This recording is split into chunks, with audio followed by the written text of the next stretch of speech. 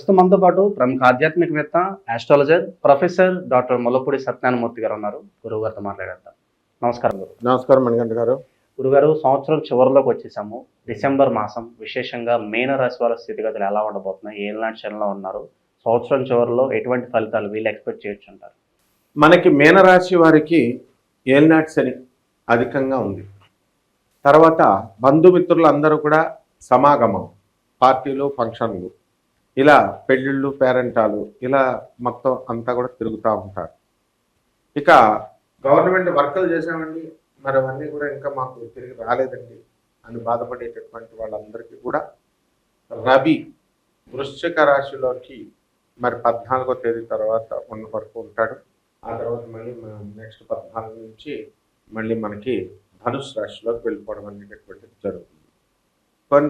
ఇలా మనం కనుక చూసుకున్నట్లయితే ఈ యొక్క రవి పరిస్థితి కూడా బాగుంది కాబట్టి మనకి చక్కగా ప్రభుత్వ సంబంధమైనటువంటి లావాదేవీలలో ఇబ్బందులు లేకుండా ముందుకు వెళ్ళడం అనేటటువంటిది జరుగుతాయి.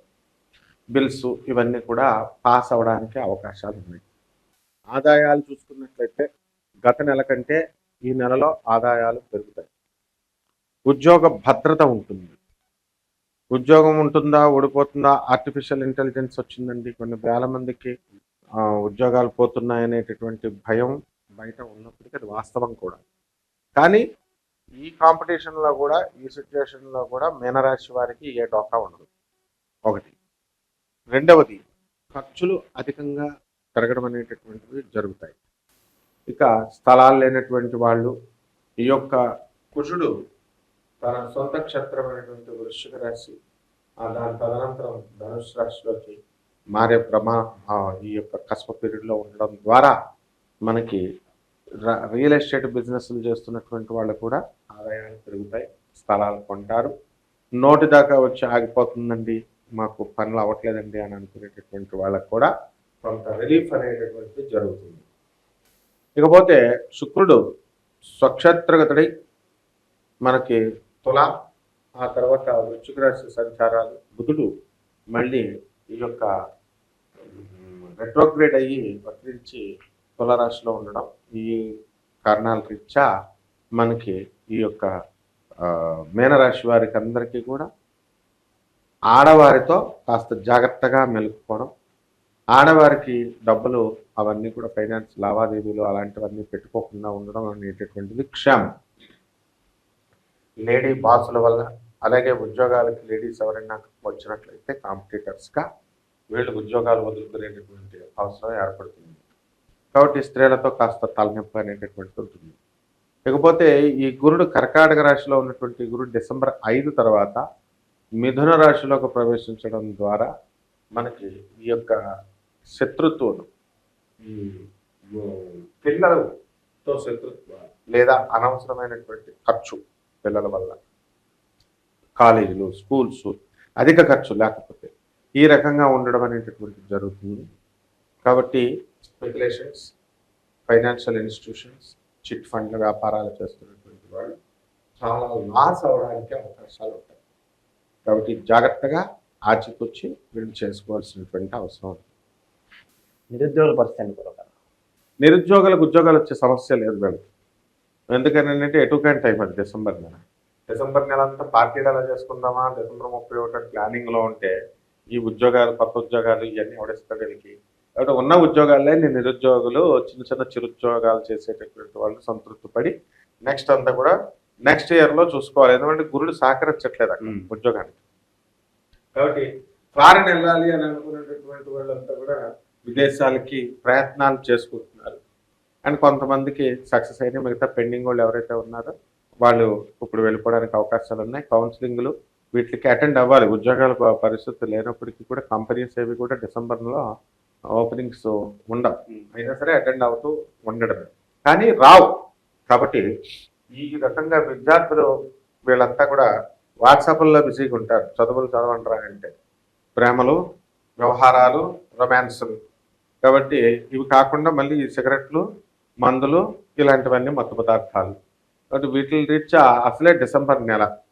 కాబట్టి వీటికి వెళ్లకుండా విద్యార్థులు తమ చదువు మీద తాము దృష్టి పెట్టి వాళ్ళు కనుక చదువుకున్నట్లయితే బాగుంటుంది. ఇకపోతే రైతులు కూడా రైతుల గారికి పంతులు గారికి పిల్లల్ని ఇవ్వడం లేదని అన్నారని చాలా కసిగా వీళ్ళంతా వ్యవసాయాలు చేస్తున్నారు.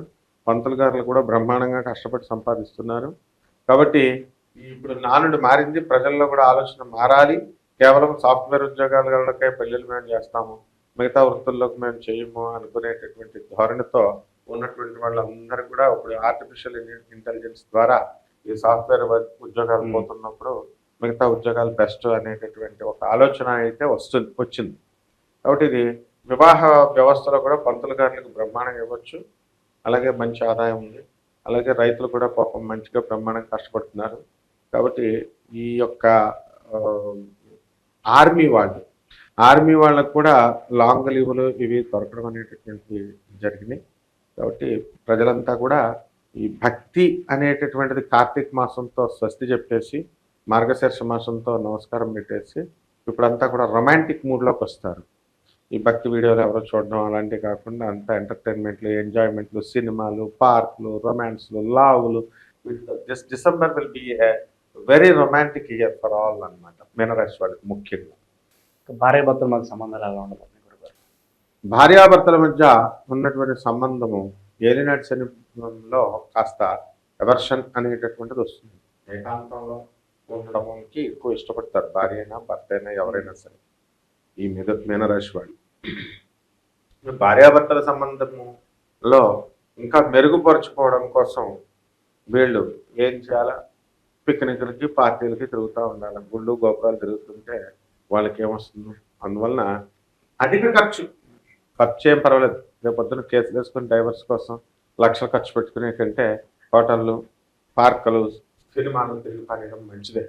కాబట్టి ఎట్టి పరిస్థితుల్లో ఆ పరిస్థితులు రాకుండా అండ్ వీళ్ళు కూడా ఓవర్ రొమాంటిక్ అయిపోవాలన్నమాట. వీళ్ళంతా ఎలాగో పిల్లల్ని ఎక్కువ కర్మని ఎలాగో మన చంద్రబాబు నాయుడు గారు చెప్తున్నారు, ఆ పనిలో ఉంటే ఈ గొడవలు ఇవన్నీ ఉండవు అన్నమాట. గురుగారు రెమెడీస్ ఎటువంటి పరిహారాలు చేసుకుంటే ఇంకా మంచి ఫలితాలు ఉంటాయి అంటారు? విశేషంగా ఏళ్ళనాటి శని జరుగుతుంది కదా, ఎలాంటి పరిహారాలు సూచిస్తారు? మామూలు నెలలో అయితే రావి చెట్టు చుట్టూ తిరుగు అంటాం. రావి చెట్టు చుట్టూ తిరుగు అంటే డిసెంబర్ నెల అంతా రంభ అంటారు వీళ్ళంతా కూడా. కాబట్టి రావి చెట్టు చుట్టూ తిరగాలి. ఎందువలనంటే ఏలినాటి శని జరుగుతుంది.